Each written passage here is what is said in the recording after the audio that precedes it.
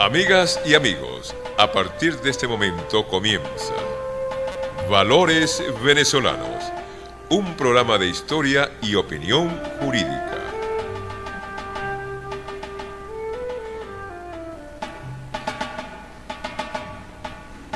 Amigos y amigas, tengan muy buenos días.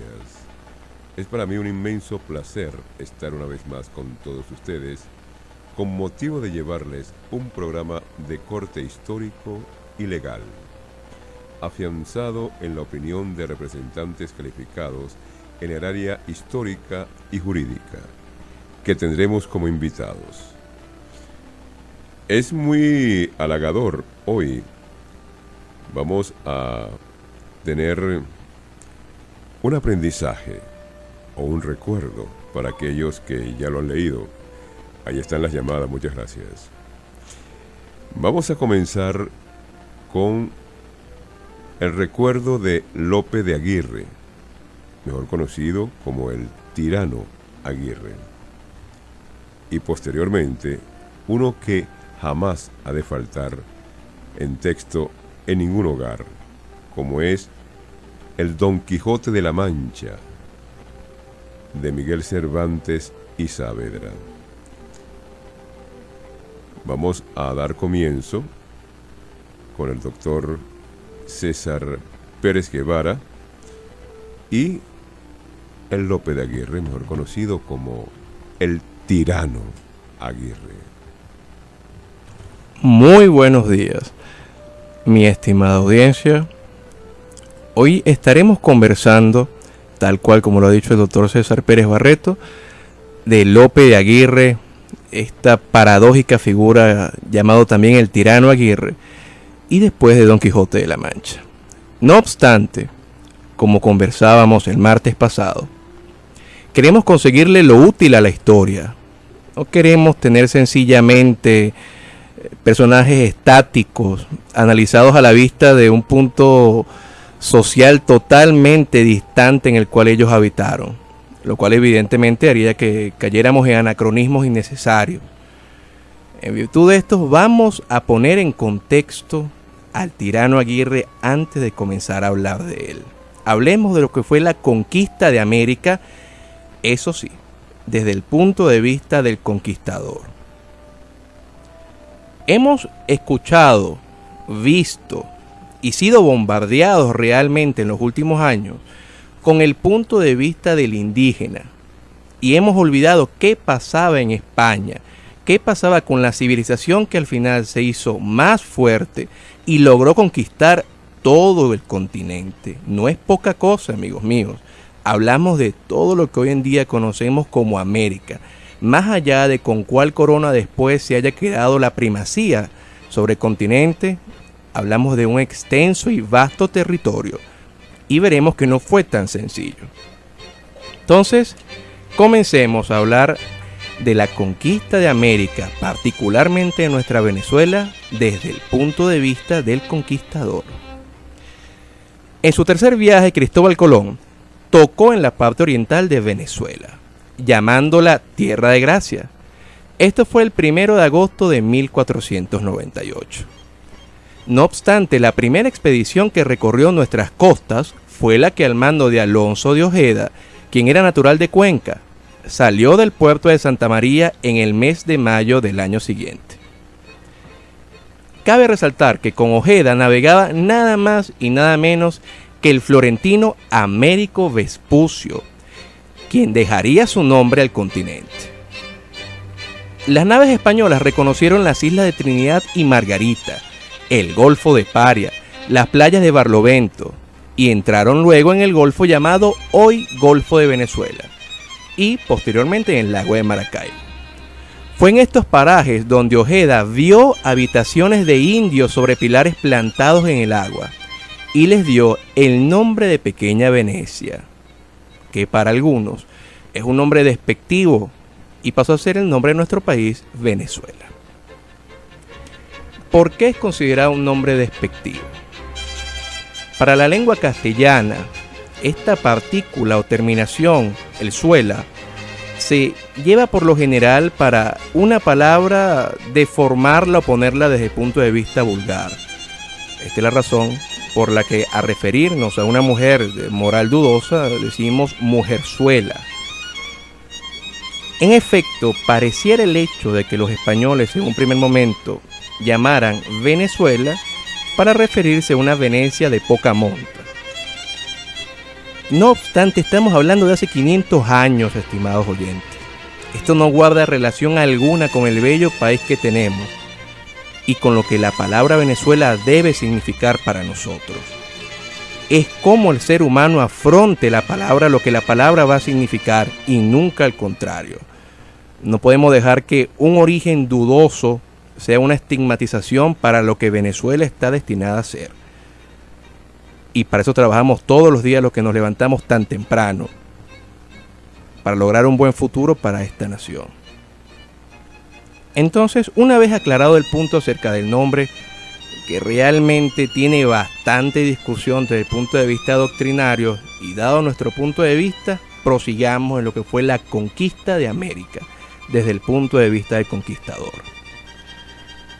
Durante los primeros años, fue la costa venezolana un teatro de piraterías y desmanes cometidos por los aventureros de toda suerte, que provenían de todas las partes del mundo.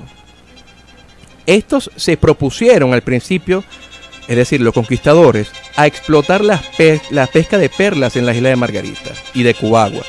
Y en esta última existió desde entonces, desde 1510 aproximadamente, una ciudad, a la cual fue llamada Nueva Cádiz.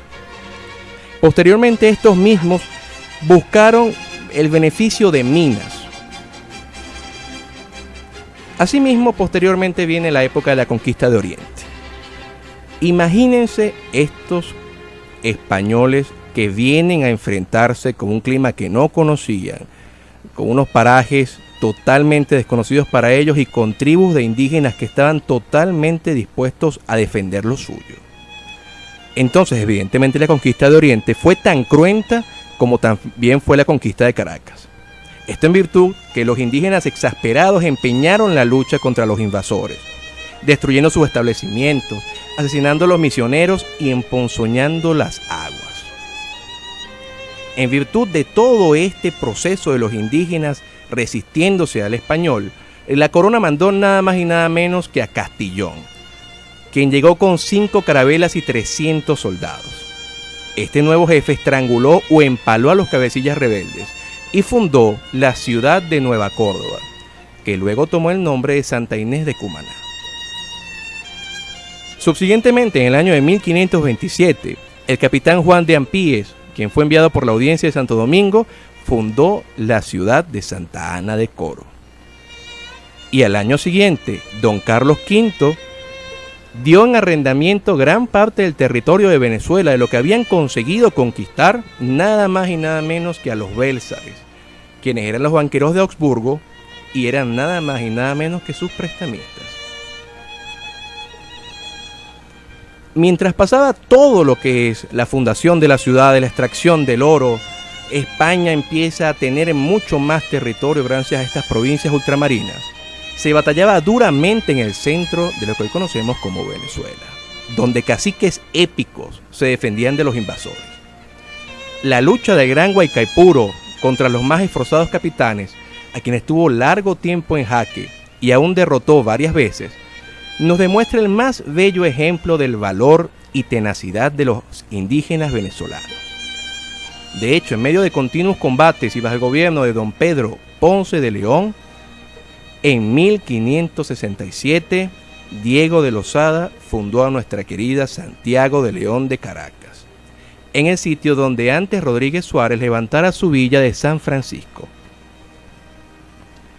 Entonces, queremos hacer entender que nadie puede dar idea a quienes no conocen nuestra América, quienes no conocen nuestra geografía, idea bastante exacta de la suma de audacia, de valor y de formidable voluntad que necesitaron los españoles conquistadores para poder colonizar a América. Los métodos pareciera que fueron nefastos, pero estamos hablando de personas que venían saliendo del medioevo. Y también hay que dejar en claro que los indígenas que aquí vivían no eran precisamente amigables. Muchas de esas tribus, como los caribes, como los tamanacos, eran bastante belicosas. Y de hecho tenían, por decir alguna palabra más castiza, azotado gran parte del territorio nacional, teniendo a otras tribus indígenas subyugadas. Entonces, la epopeya de los españoles, analizada objetivamente, no tiene parangón en la historia del mundo. En virtud de los resultados obtenidos, la extensión del territorio, las innumerables dificultades que opusieron los hombres y las cosas, y por la escasez de medios que para vencerlas tuvieron. Es un error aquellos que pretenden señalar que solamente hubo dos conquistas en América, la de México y la del Perú, y que el resto del continente se limitaron los invasores a tomar posesión en nombre de la corona. Esto evidentemente no fue así. Asimismo, hay quien señala que para explicar la conquista española hace solamente falta señalar la diferencia de armas y de organización entre invasores e invadidos. Esto no es tan cierto. No debe nunca olvidarse que el número de los indígenas, comparado al de los españoles, guardó en cualquier parte una relación de 4.000 indígenas por un español. Ni siquiera los españoles disponían de superioridad de las armas de fuego, dado que precisamente por ser batallas tan complicadas, por enfrentarse en las selvas, por lo general echaban las armas de fuego de lado, porque no podían apuntar. De hecho, fueron innumerables veces durante la conquista de Caracas los combates en los cuales una docena de españoles provistos de lanza, espada o manopla rompieron los escuadrones indígenas que peleaban con clavas, macanas y venablos. Adicionalmente a eso, hay que señalar, los indígenas también tenían enemigos indígenas, como he dado a entender, en virtud que las tribus que estaban siendo subyugadas por los caribes, por los tamanacos, entonces empiezan a apoyar al invasor español y algunos incluso se hacen súbditos del rey de España. De hecho, los hechos puntuales, en la expedición contra los quiriquires, Infante llevaba 60 españoles y 1.000 indios, y poco después volvió contra aquellos Calderón a la cabeza de 80 españoles y más de 600 indios que iban contra otros tribus indígenas. Indios de la tribu de los Teques acompañaban a Sancho García, y muy eficaces fueron sus escuadrones de flecheros para la derrota del gran cacique Aguareyapa. Además de ello, García González de Silva, en sus dos victoriosas campañas, también llevaba indios, cuando fue sobre el territorio de Valencia y del Guárico. Entonces nos encontramos con que los españoles realmente la tuvieron complicada. Hubo ciertos atropellos, violencias y crueldades en la conquista, claro que sí. No hay que minimizarlo, pero hay que verlo según la óptica del siglo XV. No podemos sacarles de contexto. De hecho, fue Simón Bolívar quien señaló: la guerra no se hace por amor a Dios. Una vez contextualizado lo que estaba pasando en nuestra América, es curiosísimo cómo, teniendo en cuenta las expediciones mandadas por el rey, lo que estaba pasando con los piratas, tenemos a un personaje oscuro que ha sido considerado nefasto durante mucho tiempo y que le manda una carta al rey de España que dice así: en el año de 59 dio el marqués de Cañete la jornada del río de las Amazonas a Pedro de Ursúa. Fue este mal gobernador tan perverso y vicioso y miserable que no lo pudimos sufrir. No diré más de que le matamos. Muerte, cierto, bien breve.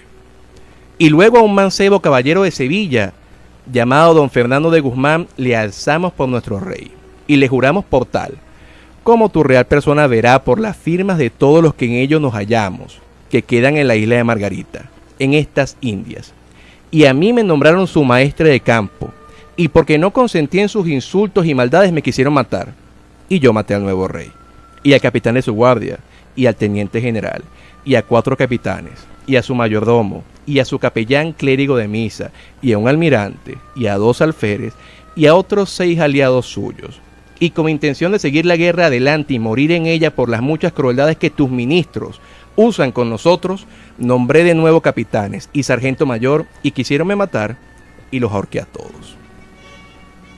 Esta es la espantosa confesión que un día del año de 1561, desde una recién fundada aldea cerca de la costa del Mar Caribe, escribe un hombre ya viejo, cojo de una pierna y enfermo. El hombre es Lope de Aguirre. Las palabras que escribe van dirigidas a la majestad de Felipe II, que era entonces el príncipe más poderoso de toda la tierra. Y todo cuanto señala en ello es cierto, ya que en efecto lo había llevado a cabo.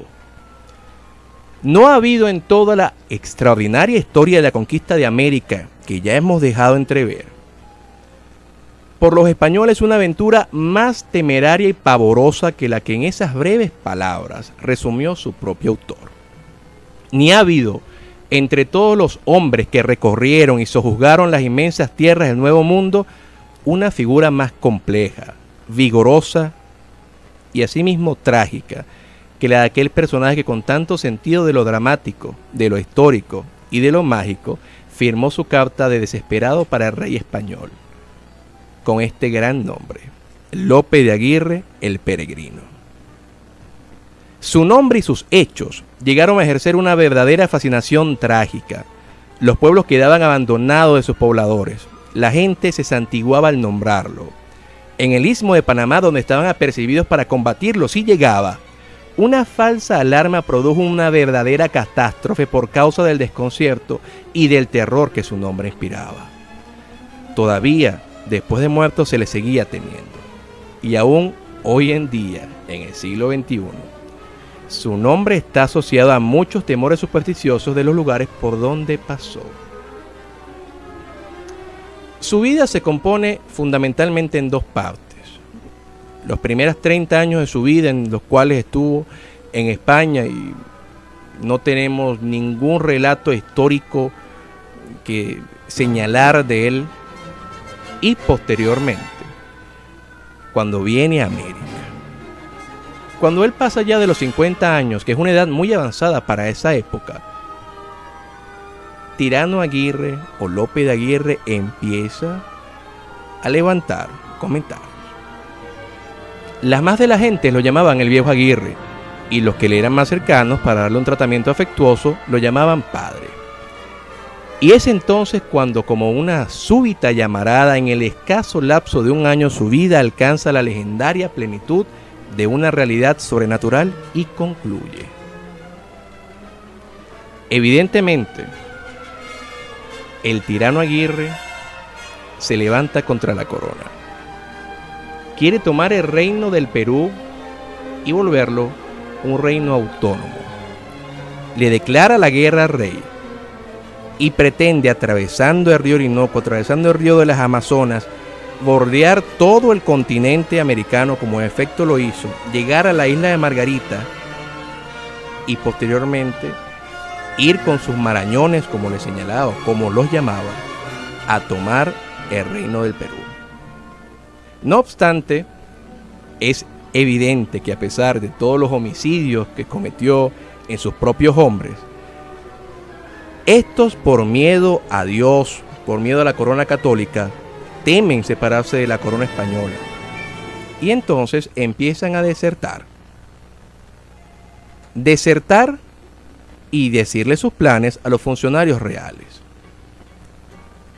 Entonces el tirano Aguirre se da cuenta que ya no puede irse por mar, y en una de las probablemente más descabelladas ideas que pasó por hombre alguno, planea desde la isla de Margarita, la cual ya había tomado, pasar al continente americano, es decir, a través de lo que hoy conocemos como Venezuela, vencerlos a todos y llegar al reino del Perú y tomarlo.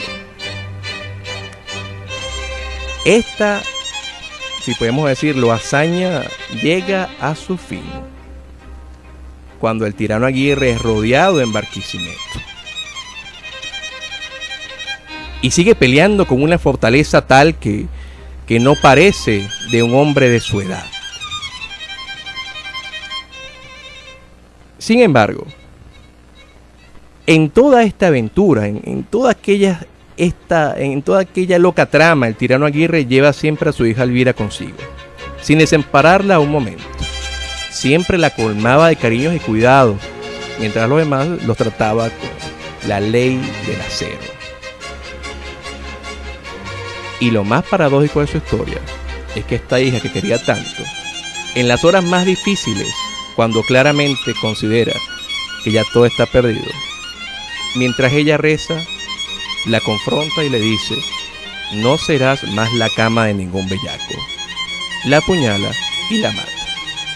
Y el tirano Aguirre, en el año de 1561, perece luchando, batallando, y uno de quienes le traicionaron, un marañón de un arcabuzazo, termina su vida y otro le decapita. Y así, amigos míos, en el año de 1561 termina la vida del peregrino Lope de Aguirre, tirano de Aguirre, terror aún de muchos pueblos venezolanos, por donde pasó en su terrible industria.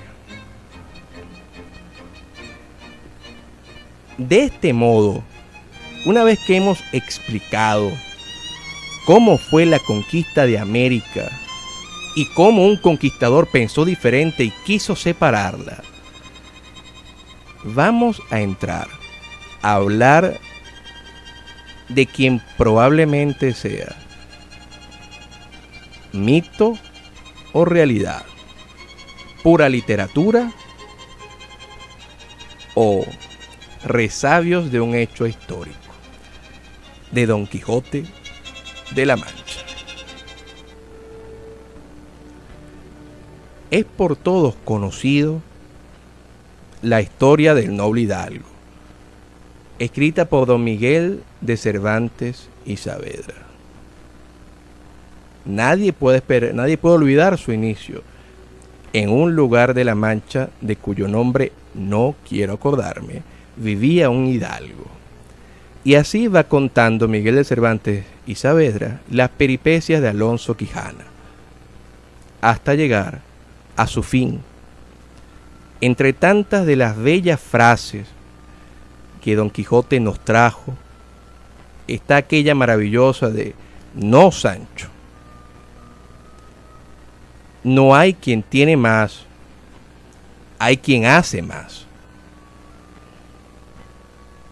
Ahora bien, entre los conquistadores que les he nombrado, no solamente vinieron personas de dudosa reputación. Esto fue solo en un primer momento. Posteriormente para acá llegaron seres humanos con bastante cesera, y entre ellos estaba el Inca Garcilaso y asimismo Don Miguel de Cervantes y Saavedra. Curiosamente, cerca del año 1595, en esta nuestra ciudad Santiago de León de Caracas pasó algo muy extraño. Caracas era comúnmente sitiada por muchos piratas. Particularmente el pirata Walter Raleigh estaba particularmente encariñado con ella. Mandó a las huestes de sus hombres, y cuando estos iban por el camino de los españoles, es decir, viniendo de Vargas al Valle de Caracas, los pobladores de la recién fundada Santiago de León de Caracas salieron despavoridos. No obstante, un solo hombre se quedó. Este hombre era Alonso Andrea de Ledesma. Había sido uno de los fundadores de Santiago de León de Caracas. Él era un espigado guerrero.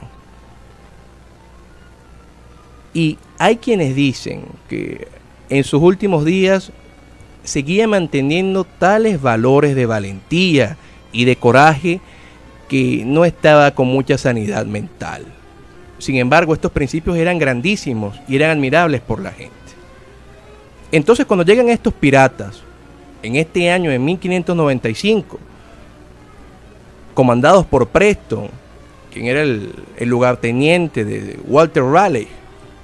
Él se niega a abandonar la ciudad, monta sobre su rocín y decide enfrentarse él solo a todos los piratas. Pero ¿cómo iba vestido este señor? Se colocó una armadura oxidada, con una especie de basinica en lugar de un yelmo, dado que no tenía yelmo, lo cual evidentemente le da un aspecto de un hombre loco y evidentemente nos asemeja a la aventura del Quijote contra los molinos de viento. Y encaminó su ruta hacia el litoral, a enfrentar a los piratas. Estos en un primer momento se rieron, pensaron que se trataba de un chiste. No obstante, cuando este auténtico Quijote les enfrenta y como el mandoble de sus armas empieza a lastimarles, ordena el jefe de los piratas que lo maten de un solo arcabuzazo. Y no conforme con estos, en virtud de la valentía que los piratas vieron, lo empezaron a valorar y le dieron los homenajes de un héroe antes de enterrarle. Esta noticia llegó a España, fue muy conocida en España y curiosamente, don Miguel de Cervantes y Saavedra, en el año de 1605, publica Don Quijote de la Mancha, con un Alonso que era manchego, no con Alonso Andrea de Ledesma, pero quien tenía los mismos dotes y la misma manera de ser, estoica, valiente y llena de bellos principios. Hay quienes creen, y yo soy uno de ellos, que Don Quijote de la Mancha era caraqueño. Bueno, es muy bella toda esta historia. Sin embargo, han llamado, y con tu gran sensibilidad poética, digámoslo así, colega, ¿por qué cree usted que le pusieron al continente América por Américo Vespucio? ¿Qué sentido tiene? Esto es una de las que muchas personas han considerado una de las grandes injusticias de la historia. Cristóbal Colón fue el que llegó primero a América. Al menos en esa época, y al menos el que descubrió el continente como lo conocemos hoy en día. No obstante, el primero en hacer la demarcación del continente fue el italiano Américo Vespucio, y al continente le dieron el nombre de América.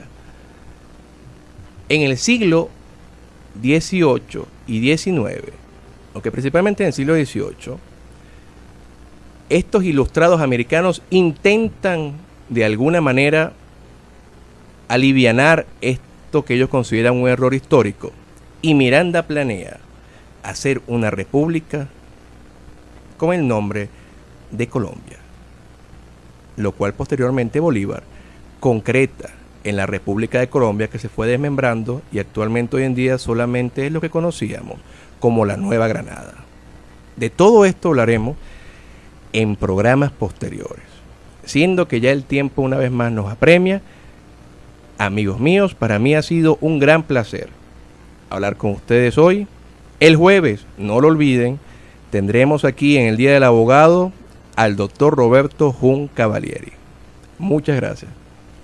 Bien amables, en Valores Venezolanos hemos tenido el inmenso placer de elaborar para todos ustedes Alondra Méndez. Dios te bendiga, hija.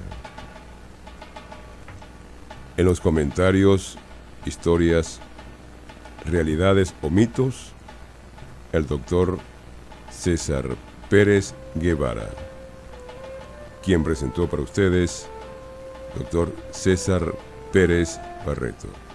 Tengan todos y todas muy buenos días y nos escuchamos nuevamente el próximo jueves.